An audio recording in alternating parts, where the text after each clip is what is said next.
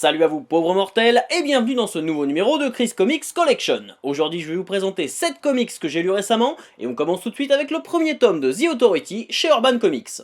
Équipe hétéroclite menée par Jenny Sparks, The Authority succède à Stormwatch en affirmant son indépendance des gouvernements et des leaders politiques. Composé de héros atypiques et géniaux comme Midnighter et Apollo, respectivement des ersatz de Batman et Superman, ou de Jack Hawksmoor, super-héros urbain par excellence, The Authority va affronter dictateurs et aliens dans des combats à la fois psychologiques, épiques et tactiques. Excellemment bien écrit par un Warren Ellis au sommet de sa forme et mis en image par un Brian Hitch inspiré, ce volume, reprenant les 12 premiers numéros de la série, est un immanquable qui revisite totalement le genre super-héroïque avec un ton irrévérencieux et des protagonistes qui brisent les codes établis tout en développant une nouvelle mythologie passionnante. S'adressant à tous ceux qui ont déjà quelques connaissances en matière de super-héros et qui veulent aller voir ailleurs que chez les Big Two, cette série badass et intelligente reste une véritable petite claque pour l'industrie des comics. Vous l'aurez compris, The Authority c'est l'un des meilleurs comics de super-héros et je ne suis pas très objectif quand j'en parle. On reste chez Urban Comics avec Superman American Alien. Scénarisé par Max Landis, cette saga complète en 7 numéros revient sur la jeunesse de Clark Kent et sur son apprentissage de la vie de super-héros. De ses premiers pas à Smallville à son arrivée à Metropolis, nous suivons le parcours de ce jeune garçon qui doit composer avec ses pouvoirs extraordinaires. Croisant tour à tour Oliver Queen ou Bruce Wayne, Clark va peu à peu façonner le rôle qu'il devra tenir en tant que protecteur de la Terre. Avec son scénario solide et très bien construit, American Alien est sans conteste l'un des meilleurs récits sur Superman que j'ai pu lire depuis longtemps, et il ravira à coup sûr les adeptes de l'Homme d'Acier. Si l'idée de confier chacun des 7 numéros à un artiste différent est tout à fait cohérente du fait du développement de l'histoire, elle pourra cependant rebuter les néophytes qui ne saisiront pas forcément l'intérêt de cet exercice de style. Mais Superman American Alien est clairement une excellente histoire que je me dois de vous recommander. Face continue ses aventures chez Bliss Comics. Geek et fan de super-héros, Face dispose elle-même de super-pouvoirs, mais pas facile de cacher sa double identité dans la vie de tous les jours. Alors que de mystérieux individus armés jusqu'aux dents semblent décider à l'éliminer, Face doit conjuguer sa vie de super-héroïne dans le costume de Zephyr et sa vie professionnelle et sentimentale, parfois compliquée. Si ce second tome n'apporte rien de bien nouveau à la série, il reste frais et met en scène un personnage principal positif et loin des clichés. Face reste pour moi l'une des super-héroïnes les plus intéressantes à suivre en ce moment, justement parce que la série n'a pas à revendiquer un statut particulier. Elle est bien écrite et efficace et cela suffit à faire de Face un personnage fort sans avoir besoin de mettre en avant le fait que ce soit une jeune femme ne répondant pas aux diktats de la beauté. Je vous invite sincèrement à jeter un œil à cette série, bien plus réussie que Miss Marvel ou Spider-Gwen. Désolé Marvel.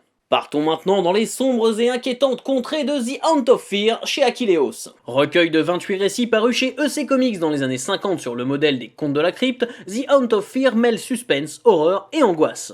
Tueurs fous, créatures surnaturelles et morts-vivants sont au programme de ce volume qui ravira les amateurs d'horreur à l'ancienne. Si certaines histoires paraîtront dépassées, d'autres font clairement leur petit effet et disposent d'une chute diablement ingénieuse. Certes, ce qui fait les qualités de The Haunt of Fear fait aussi ses défauts, mais la magie opère bel et bien, et le tout, présenté dans une très belle édition par Achilleos, laisse une excellente impression. Si vous voulez trembler tout en découvrant une période clé de la bande dessinée américaine, The Haunt of Fear est fait pour vous. On continue avec le tome 2 des Power Rangers chez Glénat Comics. Livrés à eux-mêmes face à une Rita Repulsa toujours plus menaçante qui tente de les diviser, les Rangers doivent maintenant affronter le mystérieux Dragon Noir. Privés de leur pouvoir, pourront-ils encore protéger la Terre ? L'excellente série scénarisée par Kyle Higgins continue dans ce deuxième tome qui ravira ceux qui, comme moi, ont grandi devant les Power Rangers.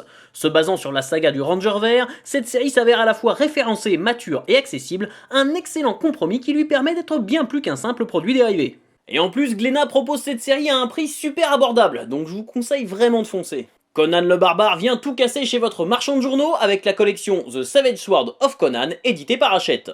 Reprenant dans l'ordre chronologique les épisodes publiés par Marvel à partir des années 70, cette collection est une véritable mine d'or pour les fans du personnage. Ce premier volume, compilant les aventures de Conan parus dans les numéros 1 à 5 de Savage Tales, est agrémenté de nombreux bonus qui permettront à chacun de mieux connaître l'univers du Cimmérien. De l'introduction racontant l'histoire éditoriale du héros jusqu'à la galerie de couverture concluant l'ouvrage, ce premier tome est tout à fait convaincant et m'a clairement motivé à découvrir la suite de cette collection. Mené par le scénariste Roy Thomas accompagné de nombreux artistes talentueux, les comics dédiés à Conan représentent tout un pan de l'histoire de la bande dessinée américaine d'Heroic Fantasy à côté duquel il ne faut pas passer. La collection The Savage Sword of Conan, c'est donc un véritable coup de cœur pour moi et j'espère que ça le sera pour vous aussi. Et toujours chez votre marchand de journaux, on termine avec la nouvelle collection DC Comics La Légende de Batman chez Eagle Moss. Dans la continuité de sa première collection consacrée à DC Comics, Eagle Moss a lancé récemment une collection de comics entièrement dédiée à Batman. Les deux premiers numéros reprennent l'arc New 52 l'an 0 qui revisite le retour à Gotham d'un jeune Bruce Wayne enfilant tout juste le costume de Batman pour faire face à une nouvelle menace dans une ville sortant tout juste d'une catastrophe naturelle. Si l'on se doute qu'il a été difficile de choisir une bonne saga pouvant servir de point d'entrée sans faire doublon avec la collection déjà parue, et dont le style et la complexité ne rebuteraient pas un nouveau lecteur, certains diront que l'an 0 n'est pas forcément ce qui se fait de mieux pour débuter. Cela étant, le duo Snyder-Capullo est toujours très efficace et nous offre un Batman tout à fait convaincant. Si comme moi vous aviez déjà une bonne partie des ouvrages parus chez Urban Comics, il y a de fortes chances que cette collection ne s'adresse pas vraiment à vous. Mais si vous souhaitez vous lancer dans les comics, pour un prix raisonnable, cette collection est, comme la précédente, une bonne façon d'enrichir votre bibliothèque et vos connaissances. Voilà, jusqu'à la prochaine fois, je compte sur vous pour avoir de saines lectures. Si vous avez lu ces comics, n'hésitez pas à me laisser votre avis dans les commentaires. Partagez cette vidéo et n'oubliez pas de vous abonner à la chaîne pour ne pas rater la prochaine.